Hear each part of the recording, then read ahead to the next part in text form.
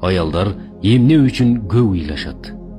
Аялдар эмне үчүн ыйлай беришет? Себеби болсо да, болбосо да ыйлай беришет. Бул суроого алар аялда дегенден башка жооп ала албайсың. Чындыгында Алла Таала алгачкы аялды, тагыраак айтканда, обой энебизди жаратканда ага чоң күч-кубат берген. Ал тирүүлөй бир адамды курсагында көтөрүп жүрө ала турган ички күчкө ээ. Ага эч качан жылуусу таркабай турган балдарына тиешелүү сүйүү берген. Балдар энесине душман болсо да, ага жаман сөз айтса да, бул сүйүүнүн демин кайтара алышпайт. Ага күйөөсүнө болгон тунук махабатты берген. Эгер күйөөсү аны жемелесе да, урса да аны өчүрө албайт. Ага көздөгөн максатына умтулган чечкиндүүлүктү берген.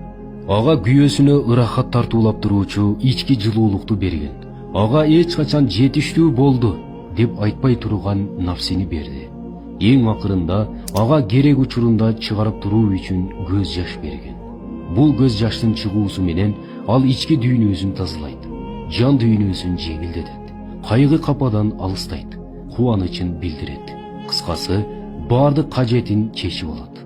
Бул аялга берилген бирден бир кемчилик жана артыкчылык болуп эсептелет.